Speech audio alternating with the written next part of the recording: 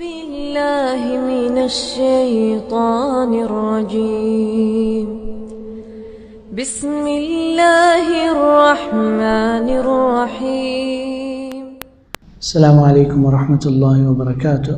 الحمد لله وحده والصلاة والسلام على من لا نبي بعده.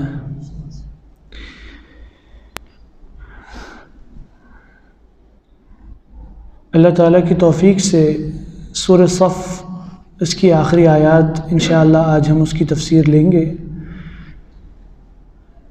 اور سورۃ الصف کی آخری آیت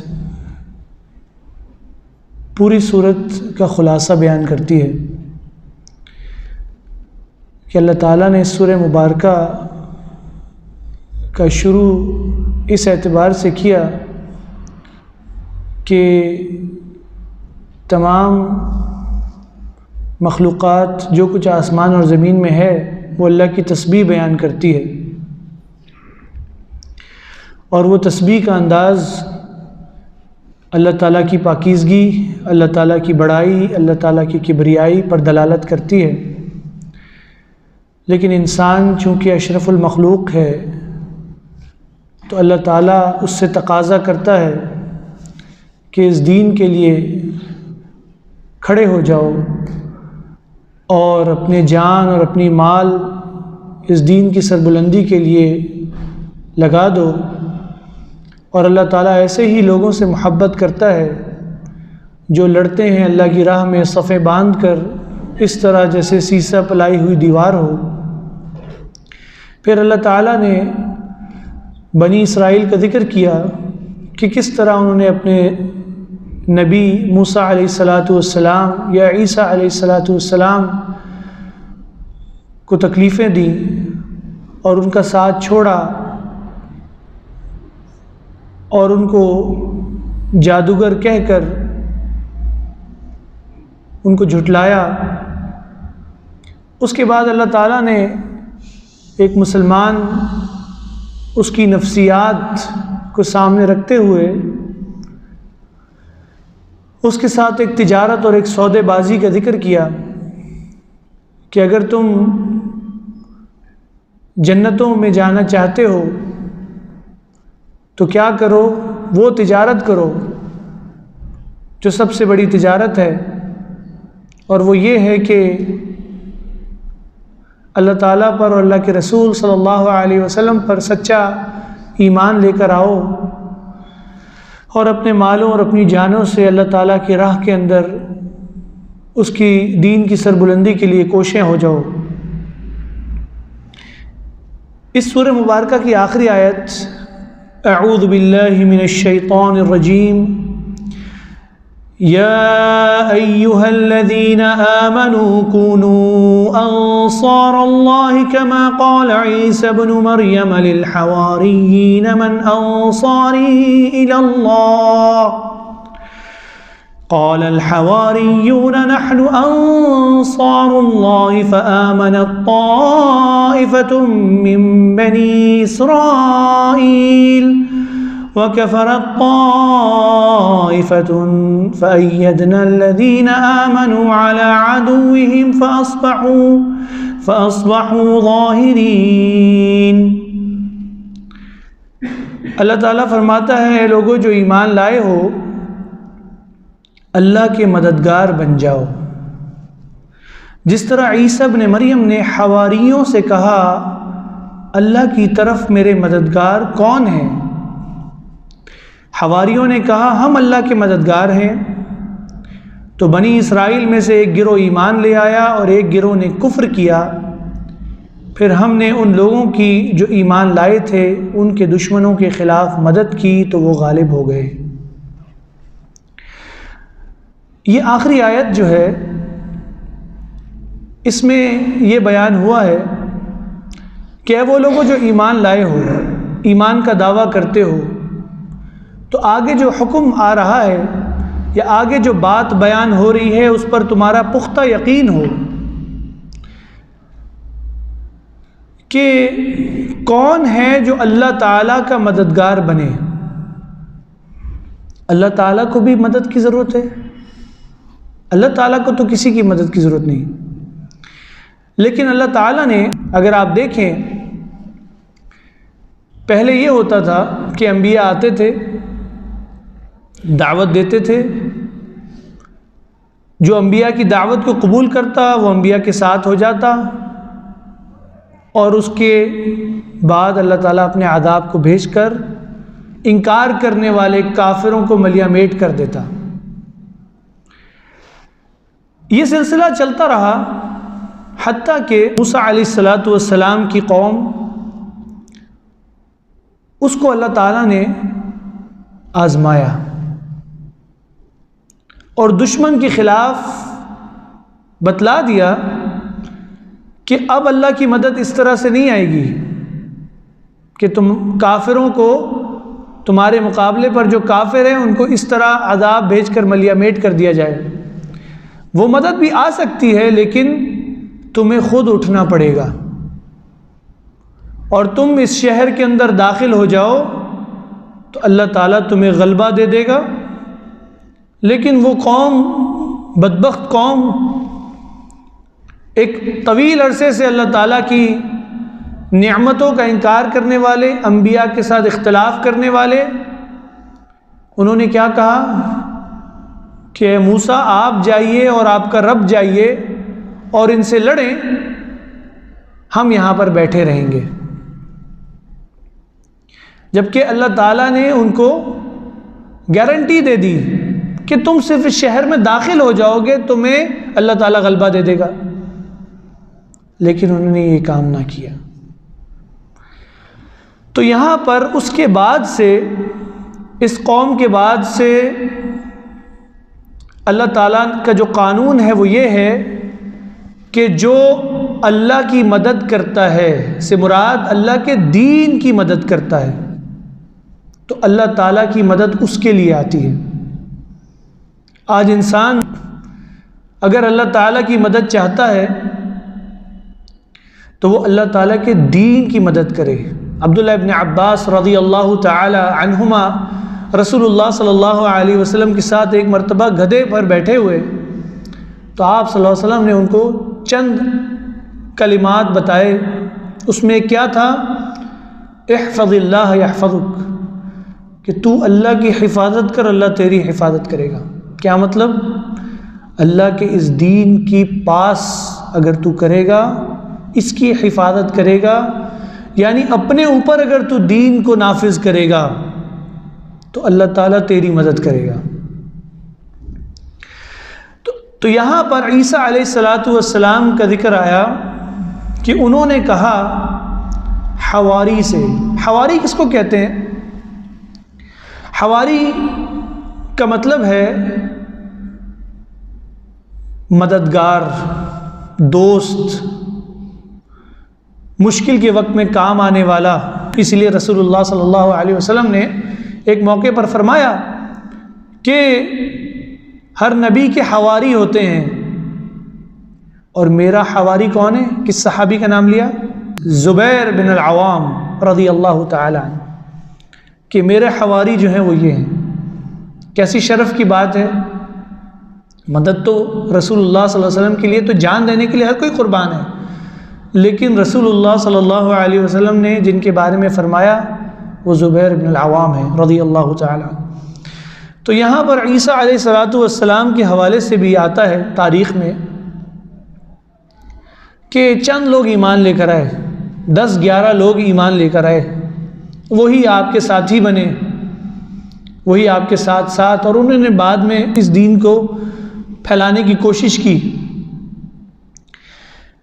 تو یہاں پر انہوں نے بھی یہی کہا تھا کہ من انصاری الی اللہ، کون ہے میرا مددگار اللہ کی طرف.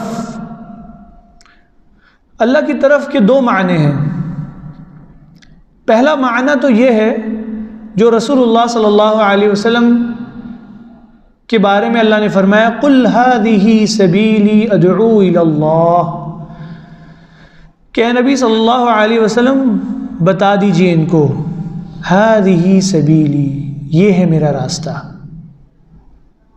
کون سا رستہ ہے؟ ادعو الی اللہ، کہ میں دعوت دیتا ہوں اللہ کی طرف،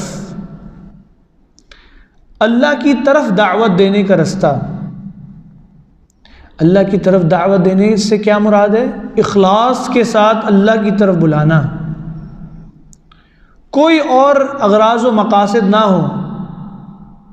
اور دوسرا، کسی جماعت، کسی پارٹی، کسی گروہ، کسی نظریہ، کسی افکار کی طرف نہیں، اس کو اللہ کی طرف جوڑنا، کسی شخصیت کی طرف نہیں، اس کو اللہ کی طرف جوڑنا۔ من انصاری الی اللہ، کون ہے جو میرا مددگار بنے اللہ کی طرف لانے والا؟ یہ ایک اہم منصب ہے۔ کنتم خیر امۃ اخرجت للناس تأمرون بالمعروف وتنہون عن المنکر، تم بہترین امت ہو۔ کب بنو گے بہترین؟ جب تم یہ کام کرو گے۔ کون سا کام؟ اچھائی کا حکم دینا اور برائی سے روکنا۔ اچھائی کیا ہے؟ جس کو شریعت اچھائی جانتی ہے۔ برائی کیا ہے؟ جس کو شریعت برائی جانتی ہے۔ یہ کام کریں گے تو بہترین امت قرار پائیں گے۔ اور اس کا دوسرا مفہوم کیا بنے گا؟ جو یہ کام نہیں کریں گے وہ بہترین امت نہیں بنیں گے۔ جو اپنے اوپر دین کو نافذ کرتے ہیں وہی اصل میں حقیقی طور پر انسان ہے۔ بڑی اہم بات ہے۔ اللہ تعالیٰ نے کیا فرمایا؟ لَقَدْ خَلَقْنَا الْإِنسَانَ فِي أَحْسَنِ تَقْوِيمٍ، کہ یقیناً ہم نے تخلیق کیا انسان کو بہترین ساخت پر۔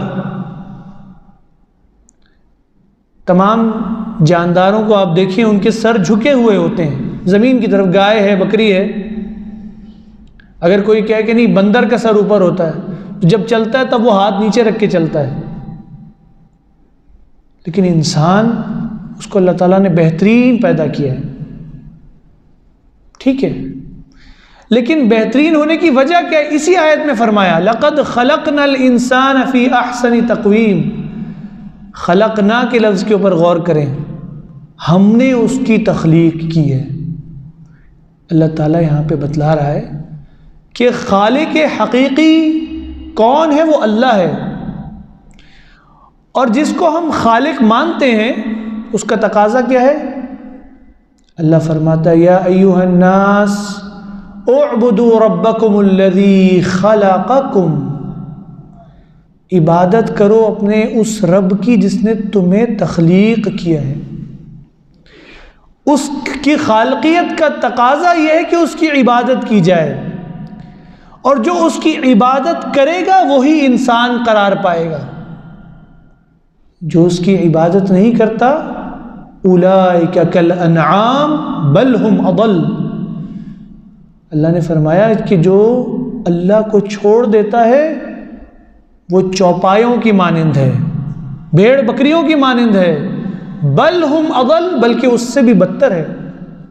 اسی لیے فرمایا ثم رددناہ اسفل سافلین، انسان جب انسان نہیں رہتا تو وہ نچلے درجوں میں جا کے گر جاتا ہے۔ وہ نچلا درجہ کیا ہے؟ قرآن بتلاتا ہے اولئک ہم شر البریہ، گندی نالی کے کیڑے سے بھی بدتر ہے انسان جب وہ اپنے رب کی خالقیت کے تقاضے عبادت کو پورا نہیں کرتا۔ تو یہاں پر فرمایا من انصاری الی اللہ، اپنے اوپر دین کو نافذ کرنے والے ہی انصاری الی اللہ ہیں، اور یہی وہ لوگ ہیں جو اللہ کی طرف بلانے والے ہیں۔ تو اسی لیے اگر انسان دین کا کام کرنا چاہتا ہے وہ خالی باتوں سے نہیں ہے، اس کے لیے محنت کرنے کی ضرورت ہے، اپنے اوپر دین کو نافذ کرنے کی ضرورت ہے۔ تو جب انہوں نے یہ نعرہ لگایا کہ کون ہے اللہ کی طرف میرے مددگار، تو پھر چند لوگوں نے کہا کہ ہم ہیں اللہ تعالیٰ کی طرف اللہ کی مدد کرنے والے۔ تو پھر آیت بتلاتی ہے کہ بنی اسرائیل میں سے ایک گروہ ایمان لے آیا، یعنی چند لوگ ہوتے ہیں جو ایمان پر چلنے والے ہوتے ہیں بھائیوں، چند لوگ ہوتے ہیں جو ان تقاضوں کو پورا کرنے والے ہیں. اللہ فرما رہا ہے وَمَا يُؤْمِنُ أَكْثَرُهُمْ بِاللَّهِ إِلَّا وَهُمْ مُشْرِكُونَ کہ اکثریت ایمان کا دعویٰ کرتی ہے لیکن ساتھ میں کہیں نہ کہیں ایسا شرک اس کے اندر چھپا ہوتا ہے، جس کو شاعر کہتا ہے کہ ابراہیمی نگاہ پیدا مگر مشکل سے ہوتی ہے، ہوس چھپ چھپ کے سینوں میں بنا لیتی ہے تصویریں. ابراہیم علیہ السلام کی مثال دی. کیسا ایمان تھا ان کا؟ اذ قال ربہ اسلم قال اسلمت لرب العالمین. جب بھی ابراہیم علیہ السلام کو کہا گیا کہ فرما برداری اختیار کرو، انہوں نے کہا کہ میں فرما برداری اختیار کرتا ہوں. آج ہمارا حال یہ ہے کہ ذرا سی یہ 2 ٹکے کی دنیا کے لیے ہم اسلام کو چھوڑ دیتے ہیں، ایمان کو چھوڑ دیتے ہیں. جہاں کہیں تھوڑی سی لذت حاصل کرنا چاہتے ہیں، ایمان کو خیر بات کہہ دیتے ہیں. اور پھر ہم کہتے ہیں کہ ہم ذلیل کیوں ہیں. اللہ تعالیٰ اس آیہ مبارکہ میں آخر میں فرما رہا ہے غلبہ کیسے ملے گا. جس طرح وہ روایت میں آتا ہے نا، کافر تم پر اس طرح ٹوٹ پڑیں گے جس طرح چیل کوے ٹوٹتے ہیں گوشت کے اوپر، او کما قال علیہ الصلوۃ والسلام. تو صحابہ نے سوال کیا اس پر غور کریں. صحابہ نے پوچھا یا رسول اللہ صلی اللہ علیہ وسلم کیا ہم اتنی تھوڑی تعداد میں ہوں گے؟ اتنی قلیل ہماری تعداد ہوگی؟ ان کا سوال بڑا اہم ہے. انہوں نے یہ سوال کیوں کیا؟ علماء بیان کرتے ہیں کہ انہوں نے سوال یہ اس لیے کیا کیونکہ ایمان کو وہ جانتے تھے. انہوں نے یہ نہیں کہا کہ کیا ہمارا ایمان اتنا کم ہوگا. انہوں نے سوال کیا کہ ہم اتنے تھوڑے ہوں گے کہ کافر ہمیں رون دے گا، کچل دے گا؟ تو آپ نے فرمایا کہ نہیں، تم بہت زیادہ ہوگے. اور مثال کیا دی؟ جس طرح سمندر کی جھاگ ہوتی ہے نا، اس طرح تم پھیلے ہوئے ہوگے. سمندر کی جھاگ کیا ہوتی ہے؟ کچھ بھی نہیں ہوتی. یہ لہر آئی تو پھٹ گئی، لہر اٹھا کے اس کو دوسری طرف رہ گئی. یا جو سمندر کے اوپر تنکے ہوتے ہیں اس کی تمہاری مثال ہوگی. کیوں؟ کیونکہ تمہارے اندر ایک بیماری آ جائے گی. وہ بیماری کیا ہے؟ فرمایا کہ اس بیماری کا نام ہے وہن. تو صحابہ نے پوچھا وَمَا الْوَهَنُ یا رسول اللہ صلی اللہ علیہ وسلم؟ تو آپ نے فرمایا حب الدنیا وکراہیت الموت. دنیا کی محبت اور موت کا خوف جب تمہارے اندر آ جائے گا تو تم ذلت کا شکار ہو جاؤ گے. تمہاری بات کی کوئی ویلیو نہیں، تم پسپائی کا شکار ہو جاؤ گے. کب؟ جب تمہارے اندر یہ چیز آ جائے گی. رسول اللہ صلی اللہ علیہ وسلم نے ہمیں فرمایا کہ دنیا سجن المؤمن و جنت الکافر. یہ دنیا مومن کے لیے ہے ہی نہیں. عمر رضی اللہ تعالیٰ عنہ رسول اللہ صلی اللہ علیہ وسلم کے حجرے میں داخل ہوتے ہیں، جو 7 سے 8 فٹ کا حجرہ دیکھتے ہیں، رو پڑتے ہیں کہ یا رسول اللہ صلی اللہ علیہ وسلم آپ کے کمرے حجرے کے اندر کوئی قابل غور چیز ہے ہی نہیں. تو رسول اللہ صلی اللہ علیہ وسلم فرماتے ہیں اے عمر، کیا ابھی تک تم دھوکے میں ہو؟ یہ دنیا تو ہمارے لیے ہے ہی نہیں. اسی لیے ایمان لانے والے بہت تھوڑے سے لوگ بنی اسرائیل میں سے، اور کفر کرنے والے دوسرا گروہ. اللہ فرماتا ہے کہ فَأَيَّدْنَا الَّذِينَ آمَنُوا، ہم نے ان کی تائید کی، ہم نے ان کی مدد کی، ہم نے ان کی نصرت کی، ہم نے ان کو سر بلند کیا، ہم نے ان کو اٹھایا جو ایمان لے کر آئے. ایمان بھی کون سا ایمان چاہیے؟ فَإِنْ آمَنُوا بِمِثْلِ مَا آمَنْتُمْ بِهِ فَقَدْ اهْتَدَوْا. اگر تم ایسا ایمان لاؤ گے جیسے وہ یعنی صحابہ کرام ایمان لائے ہیں تو ہدایت پاؤ گے. اللہ تعالیٰ نے ایمان کا معیار جو رکھا ہے وہ صحابہ کا ایمان رکھا ہے. صحابہ کا ایمان کیسا؟ عبداللہ ابن رواحہ رضی اللہ تعالی عنہ مسجد کی طرف آ رہے ہیں. پہلے کے مسجدیں ایسی اونچی اونچی دیواریں نہیں ہوتی تھی. مسجد کی طرف بڑھ رہے ہیں. رسول اللہ صلی اللہ علیہ وسلم منبر پر تشریف فرما ہے. کچھ لوگوں کو دیکھتے ہیں کہ وہ کھڑے ہوئے ہیں. آپ فرماتے ہیں اجلسو، بیٹھ جاؤ. عبداللہ ابن رواحہ کے کان میں آواز وہیں پر پڑ جاتی ہے. وہیں پر بیٹھ جاتے ہیں۔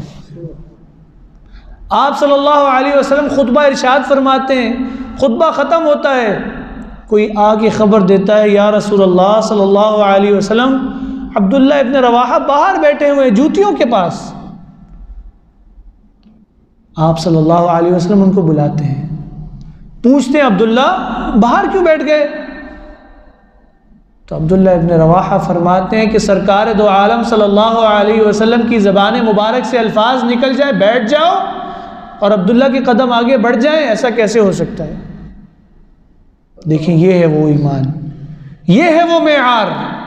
آج ہمارے سامنے دسیوں روایتیں آتی ہیں رسول اللہ صلی اللہ علیہ وسلم کا فرمان، اور ہم کیا کرتے ہیں؟ آنکھوں کو اور کانوں کو بند کر دیتے ہیں اس میں۔ اللہ تعالیٰ نے ایمان اور تقوی رسول اللہ صلی اللہ علیہ وسلم کی ذات کے ساتھ رکھا ہے۔ رسول اللہ صلی اللہ علیہ وسلم کے بارے میں فرمایا، جو اپنی آوازوں کو ان کی آواز سے پست رکھتے ہیں، نرم رکھتے ہیں، ان کے سامنے بولتے نہیں، ان کی بات آ جائے اس کو تسلیم کرتے ہیں، اولئک الذین امتحن اللہ قلوبہم للتقوی، اللہ نے ان کے دلوں کو تقوی کے لیے چن لیا ہے۔ عبادت کا مقصد ہی تقوی حاصل کرنا ہے بھائیوں۔